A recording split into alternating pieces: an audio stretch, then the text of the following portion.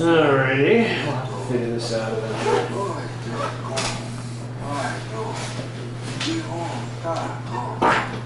Jesus Christ, Scott. Yeah, like blame it on the It's dog. fucking disgusting.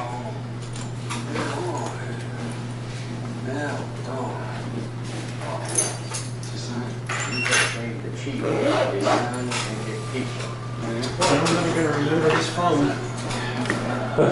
What's wrong with the phone now? Alright, I leave it on the charger. Oh. No. Why, his battery goes to crap that quick? No. I just never remember to. I'm not used to bringing the phone up. Why didn't you get me from the hospital? Oh, because of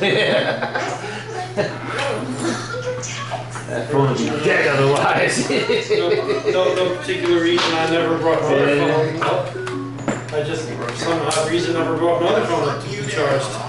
2 years is too long to wait.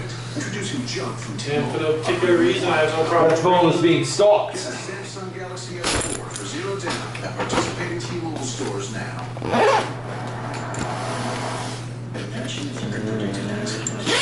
Dip this in there too. World's first car.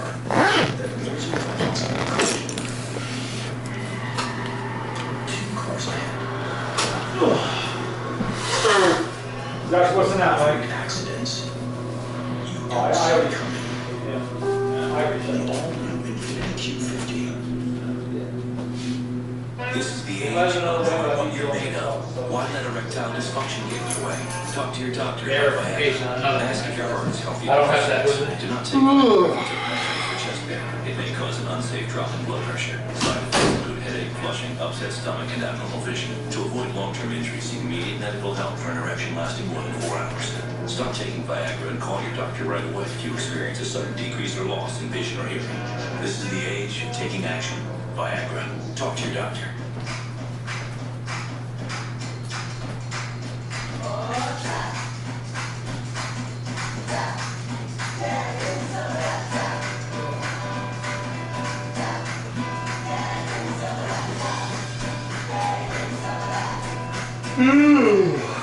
Yeah.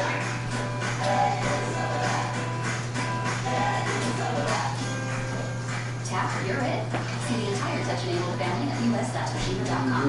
This summer, there's no sleep till the 2013 MTV Video Music Awards with performances by Katy Perry, Kanye West, Justin Timberlake, Bruno Mars, Miley Cyrus, Robin Thicke, Drake, Macklemore, and Ryan Lewis, with appearances by One Direction and Taylor Swift. And don't miss Lady Gaga kicking off the show live tonight. Once again.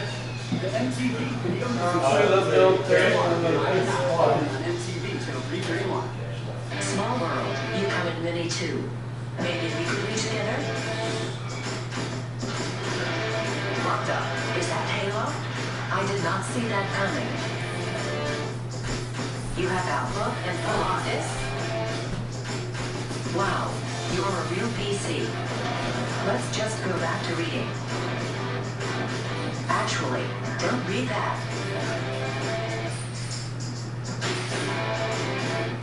10:43, quite a sunny day, some people. You and Ms. Howe are defending the accused terrorist. At the highest level of government. There are powers at play that vary, or I may even hope to control. The model is working for MI5. You would think you were the one working all day the way you're carrying on. Tell me that this thing is wrong. There's something wrong with these numbers. Well, let's see the numbers. 99. No, that's actually correct. That's awful.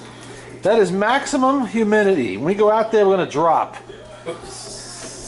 That's the worst nasty there is. That kind of weather. All right, we didn't have any food this time, so just my bag. All right, Mike. Thanks for dinner. Until next time. He's right there filming. I see him. I see him hiding down there. Yep. By next week, I should have Boardwalk Empire. Oh, cool. Season 3.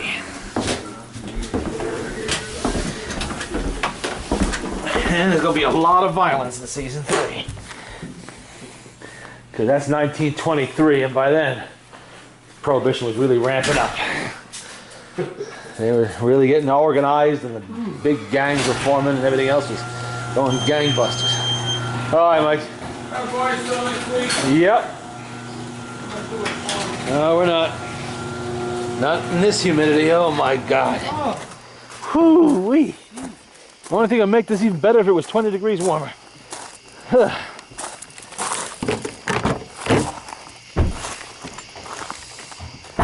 Oh man. Oh, this is nasty out here. Yes, it is. Oh. I'm surprised the windshield isn't fogged up more. You know why? It didn't really get that cold. The temperature at night is just about the same as it was in the day.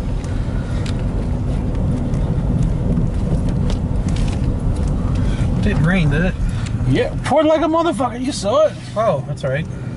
Almost ruined our barbecue, remember?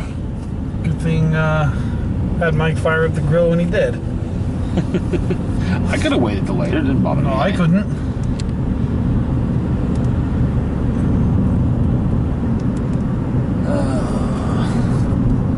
I know there's going to be some awesome scenes in Season 3.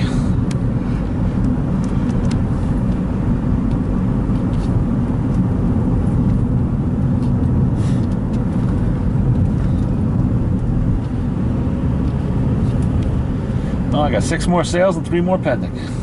Out of how many? 10, 15? I have 54 things currently selling on eBay, plus 8 things of my own. 2 different accounts. So the 50 things, is like 10 or 15 things already sold? We're up to 56 sales now. Wow. Yeah. In a month. So we're doing pretty good for a brand new account. Considering the kind of crap we're selling. It's antiques, junk, you know.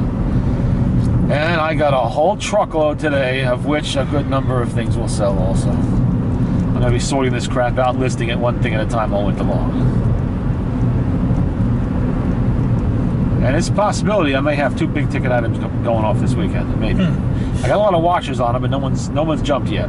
What are they? 1931 Chrysler Imperial hood ornament and a 1930 Lincoln. Oh, the Lincoln thing will sell. That'll sell. The Lincoln thing is original and in good condition, but it's damaged. It's bent. It's not terminal by any means. It could be fixed. If anybody who could fix jewelry, could easily fix this because it's not pot metal. It's actually bronze. And that's a metal you can work. Pot metal just cracks. It's destroyed. Bronze, you can actually work it. I thought the pot metal wasn't until after the Korean War. Oh, hell no. Pot metal goes all the way back.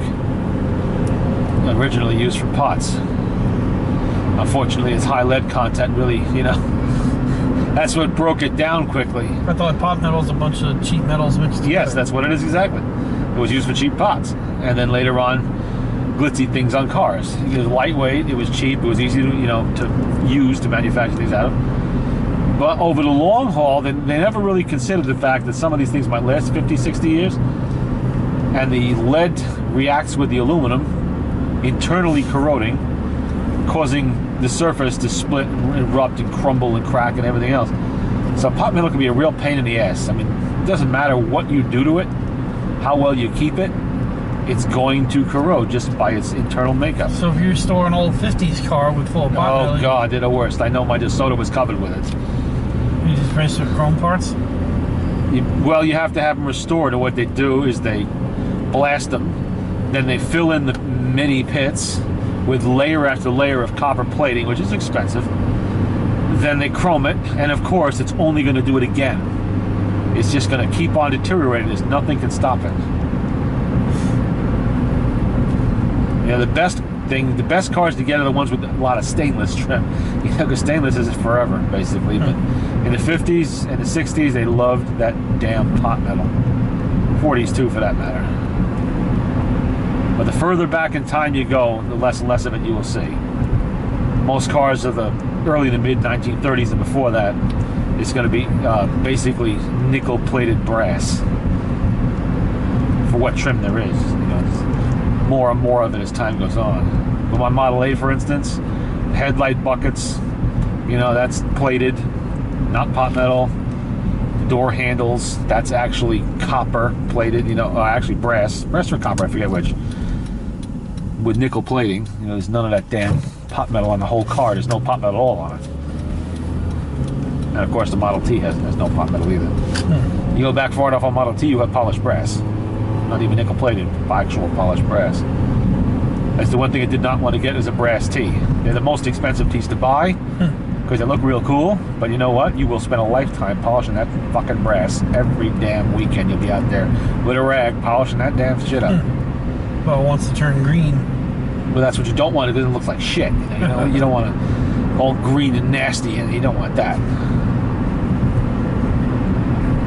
Patina, okay, if you can get it evenly on there, but not corrosion.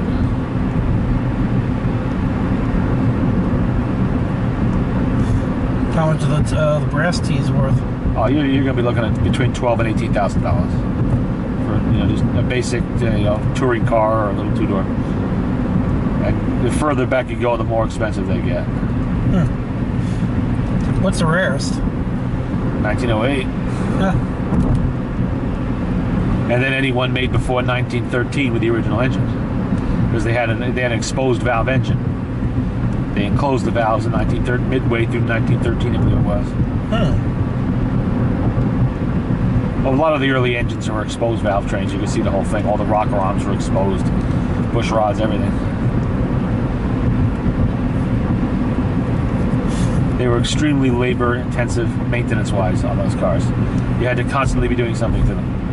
They were gasoline alley cars. You had to be out there every weekend with a rag, bucket of gas, washing shit off, oiling everything up. What's an exposed 1913 worth? Anywhere between $18,000 and $20,000, $22,000, $23,000, all around there.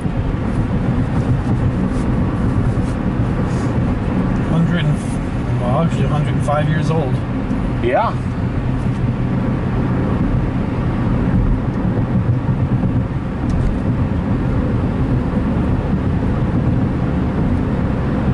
Well, my T is approaching 90. You know?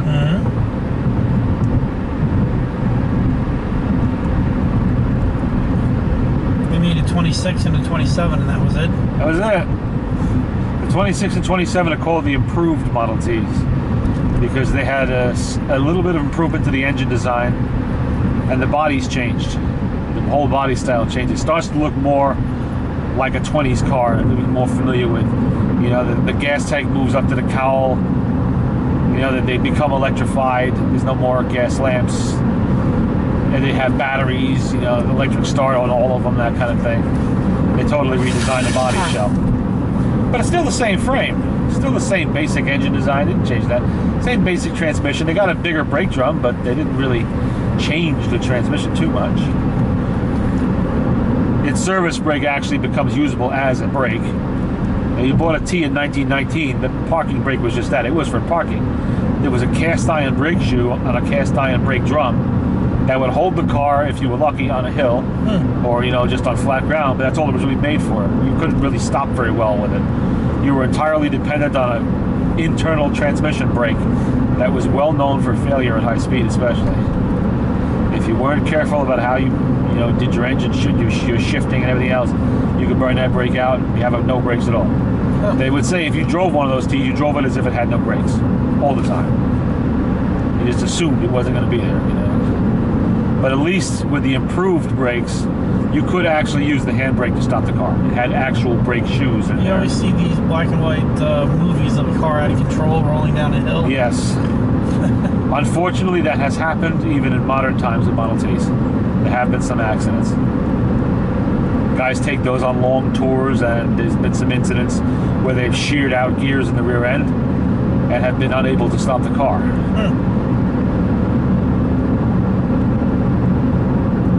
Because you're supposed to brake with a combination of handbrake and the internal brake. You pump the internal brake, and you just work the handbrake, and you don't go fast. There are people that like to go fast in Model Ts. They'll do 45, 50, even 50 miles an hour or more. Because you can put all kinds of shit on the Model T engine to make it go faster. But the car itself is designed for 25 miles an hour. That's what it was built for. That's all its brakes can really handle. Now, if you want to go fast in an old car, you buy a Model A. That's got four-wheel brakes. Very good ones, you know. Manual, of course, completely all around. What's harder to get parts for, the A or the T? Both cars are very easy to get parts for. There's nothing really you cannot get for either car.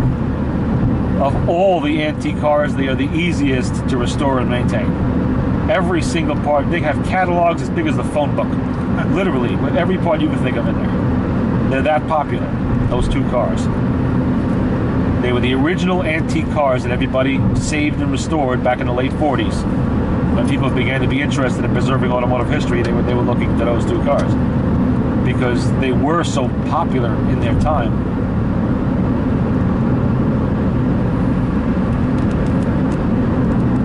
When there aren't that many things, you know, objects that actually made an impact on overall human history. You know, you have the atomic bomb, you have the Model T Ford, you know, and the telegraph, the telephone, and the communications. These are things that literally, Edison light, that literally changed the way people lived on an enormous scale. Before the Model T, people walked, took the train, rode a horse, because very few people could afford a car. They were just too damn expensive. After the Model T, the ordinary person could afford a car. All of a sudden, you know, 20 miles wasn't that big of a deal anymore. How much is your car new? Which one? Your the 25.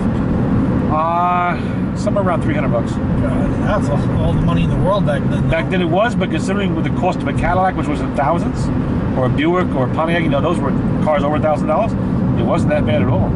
It actually dropped below 300 at some point, but I forget exactly when.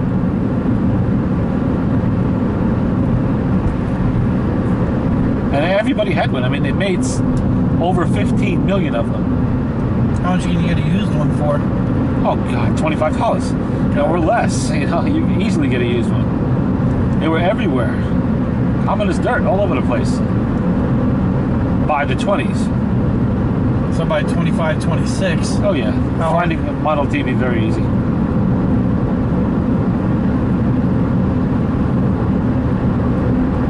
Used and running. Yep.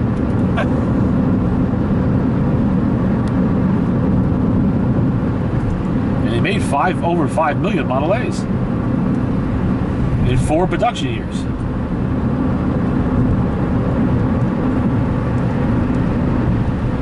Willie had, that was his first car? Yeah. Willie had a lot of Model A's.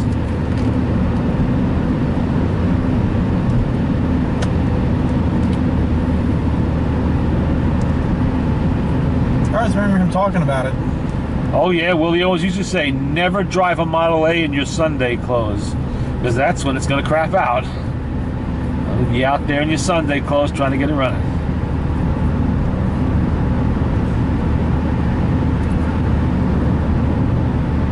Look, see the cat? Yeah. It's in the parking lot. Yeah. Shop cat, I guess. Yeah, Willie had Model 8 pickups, he had Model A sedans, 2-doors, everything you can imagine. Then he had a lot of V8 Fords too. In the later 30s. He used to tell me about the aluminum heads. I forget what year it was they used aluminum heads on the V8 Ford. but he tried once to change the head gasket. And he took all the head bolts off, started the engine, and popped the heads off, and it didn't fucking move. It was stuck on there. It was a stupid idea. Aluminum and iron react with each other, and it just welded itself to that engine. He had to break him off and just replace the whole damn head. So the moral of that story is, if you're going to get a flathead Ford, get one with cast iron heads.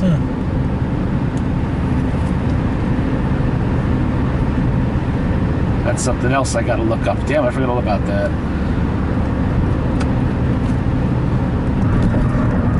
I got a special cylinder head for a, what the hell was it? 33 Plymouth, I think it was. An aluminum cylinder head. 1933 Plymouth offered a power option, which was basically a bolt-on cylinder head that boosted horsepower by 20% or something like that. And I think I might actually have one in that haul. That glass is still there from last week. Yeah, nobody cleaned it up. So I guess tomorrow we'll see if one of those hood ornaments actually sells. Who's up at this hour buying?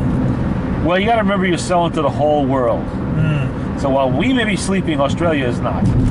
Japan is not. You know, places over there. There's always somebody somewhere that's awake. And then you got people who just live to surf on eBay and buy stuff. And there's also the people who put searches in. You know, you can put a search in on eBay and they will send you an email if somebody lists something that you're looking for. You know, whatever it is. So you don't necessarily have to be looking for it. You can just get an email, oh, what's this? And go look, and there it is. And I keep telling the old man, oh, that's never going to sell, that's never going to. I said, look at the shit we're selling. It's the small shit. You know, that little Mercury 8 thing. Well, I keep telling them, you guys put the taillights on there. Yeah. You know, and the dead of the junkyard, put the taillights on there. Well, actually, those don't generally sell for a great deal of money because they rarely break, and they're plastic. The plastic, more modern ones, they're everywhere. Everybody has them. You know, stuff like from the 30s, yes, that sells if we want to put it up. Because that's people restoring old cars, their glass. Yeah, you're definitely going to be looking for those. Stuff in the 50s even. Yeah, we are putting that stuff on there.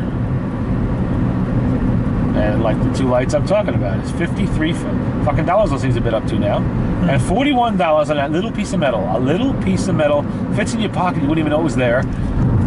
It's rusty, it's corroded, but it's intact and it says Mercury 8 on it. And if you have a 1940 Mercury and want to use a Ford grill bar, this is the part you need apparently, according to the guy who let me know.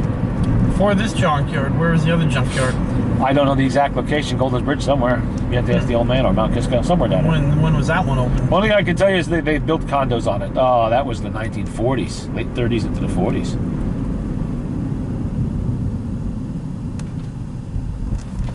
In fact, the parts that I'm selling now would have come out of that junkyard. Well, in the old days, he said the old man would bring cars home. And sometimes he'd be stripping stuff right there in the front yard a lot of times. So he probably just carried it right into the shed, left it there.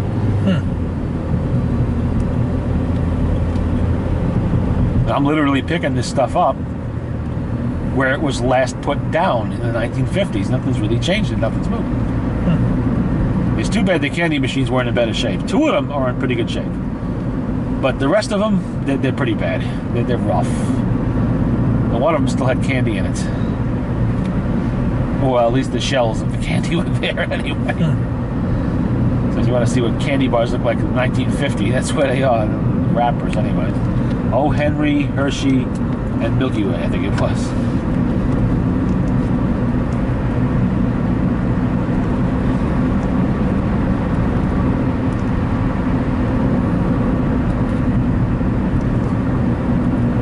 But these aren't the kind of candy machines that bring big money anyway, not really. The ones with the glass globes that fit on a desktop, those are the ones that people pay a lot of money for. Like a National Cash Register, the smaller the better. Yes, because it's easier to display. They don't want a monster. A monster would only be bought by a serious collector of specifically those items, while the small one could be bought by anybody who just wants some cool thing to display in their office, their den, whatever. You know? It's like with the small Victrolas. Why small Victrolas are so popular and the most expensive? Because they fit easily on a desktop. You can put it on a shelf, you know, and it just sits there. It doesn't take up a lot of room. And the small stuff always like that always sells better. And I got more carriage lights put on it too. I got $200 for the last set. $207. So somebody bought that wooden buggy up in the attic? That was never in the attic. Oh. That was in the barn. Would have taken a crane to get it out of the attic. Yeah, that was sold years ago. What year do you think it was? To a collector in Red Hook. Oh, he told us that was 1890s. Wow. Well, it's obvious because it's horse-drawn. That's when those vehicles were. And that was an auction item too. The old man picked it up somewhere at auction. His father did. Stuck it in the barn there. Because I know that there haven't been horses in that barn since about 1920 or so. I know they had a Model T in that barn at one time. Oh, yeah? I know it because the hubcap wrench was still hanging on the wall. Didn't know what it was till I had a Model T myself, and then I recognized it.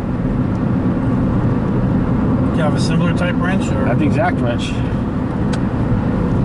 And now I have that one too. But that's not too surprising because when I saw the pictures of, you know, what it looked like the old Mrs. Barber had, there were plenty of Model Ts in those photos. And one of them might have been that very car, possibly.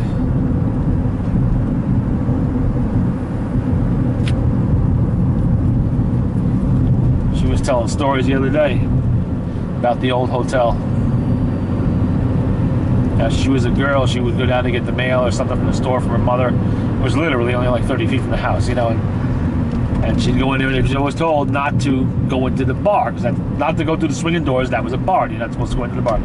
So one day she kind of sneaked in there anyway, just to look around.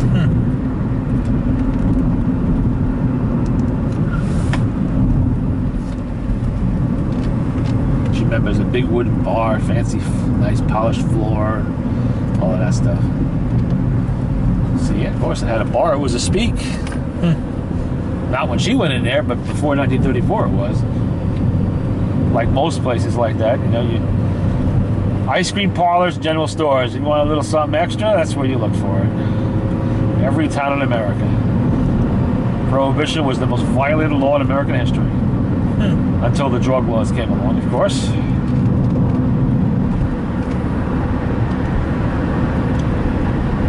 Speaking of violating the law, is any word on Chicky? Nope, I would be the last to know. I have no really any way of finding out. Pat heard anything? I don't think Pat would have any way of finding out either. Not really.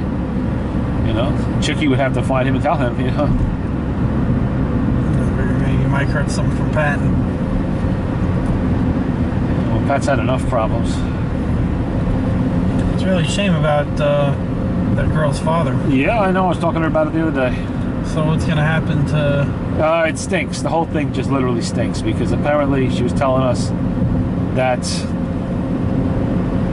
at the accident scene, they tried to have the car taken away right then and there. And then within, literally, her father was not even 6 hours dead. The girl, she's a girl, a 19 or 20 year old, whatever, her insurance company was trying to have the car taken away. And why? That's the question.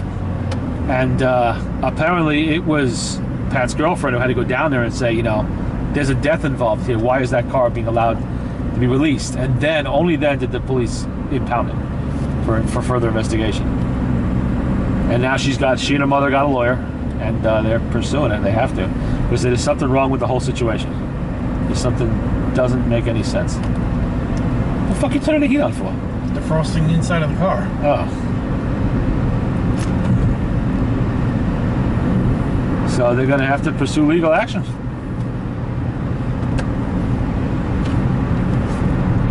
You know, the girl apparently crossed 3 or 4 lanes of traffic or whatever the fuck it was. So, you know, how the hell's that happen? What was distracting her so much that, you know, that could happen?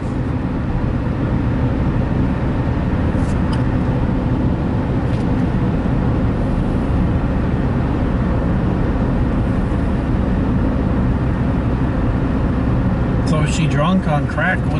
No, but she may have been on the phone. Then shouldn't they be able to figure that right out, right? Yeah, they will. Yes. They're going to have to subpoena records and shit like that. But that's the most likely. That's what everybody really suspects at this point. So is she in they know jail? something's on. No, she's not in jail. She wasn't arrested. Has not yet been charged with anything. But her behavior and the behavior of the insurance company after the accident is highly suspicious. Something's going on. Matter of fact, the lawyers took the case pro bono. You know, they take pro bono case. They only get paid if they win, and they took it right away. So that shows they know there's something wrong too, and it's no blood in the water. You know, she says she has to. You know, her mother is losing half of her income here. You know, she gets to keep the large. She gets the larger of the two Social Security checks, which apparently was the husband's. But still, she's losing like $600 a month. That's a hell of a hit. Income. These are retired people. They're elderly. They're on fixed incomes and shit. So she's got to do something to make sure her mother doesn't lose the house and everything else because of this.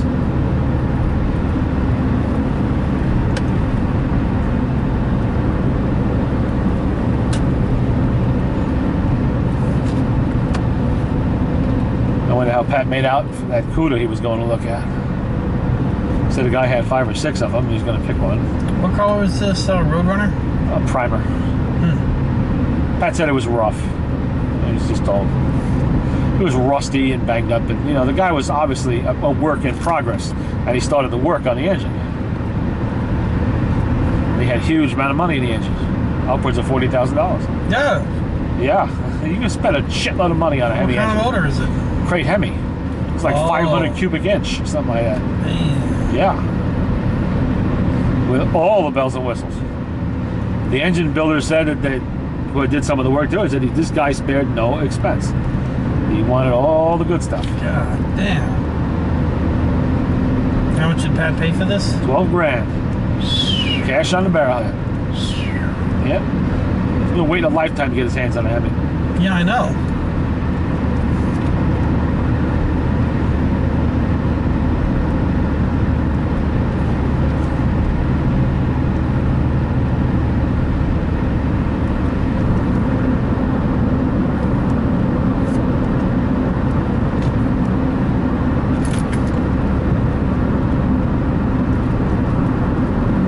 Still in the car, or did he take it out? I did not ask him. He's only had it a couple of days, so I don't think he's taking it out yet. He's going to look for something to put it into first. If he takes it out of the car, he won't be able to run it.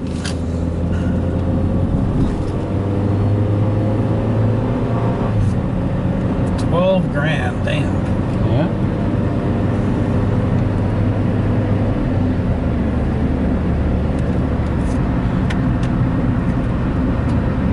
You can spend a lot more than that. He thought it was a joke. You know, he assumed it's going to be a rip-off of some type. You get up there, find a 440 or some shit like that, or they try to rob him, maybe, something. But no, it's the real What was deal. that thing? He took a road trip and then the car wasn't for sale or something? No, he went to Ohio with that black Duster of his to sell it. And Oh, the guy that's right. The guy backed out of the sale out there after he drove it all the way to Ohio. Trailing it all the way to Ohio. How much did this cost to...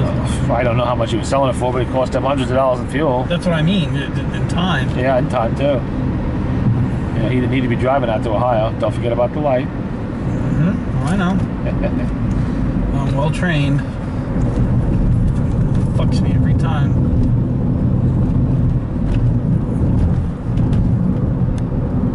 Don't forget about Bambi out here either.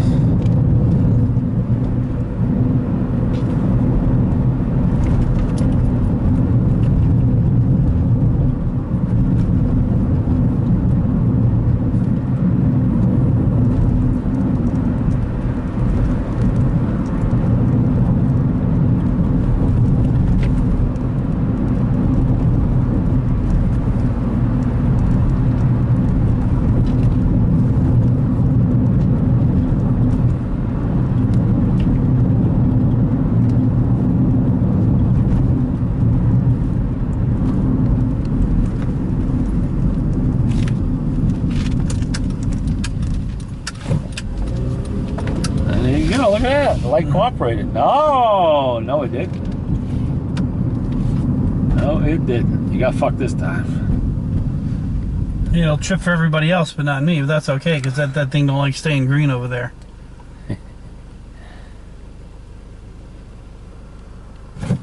that wasn't too long. Oh, yeah, no intention of stopping. Yeah, no intention of stopping.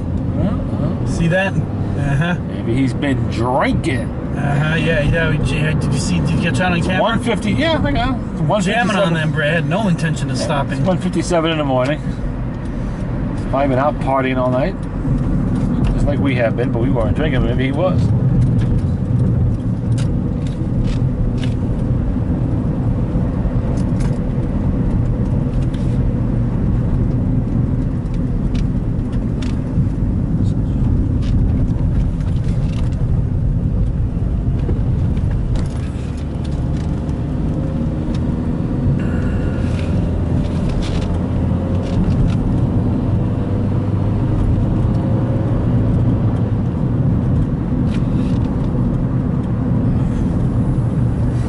Should be out next week.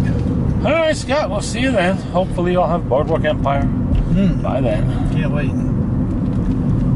Yeah, I've been waiting for that for a while. Months now. Okay. End of another dash cam video.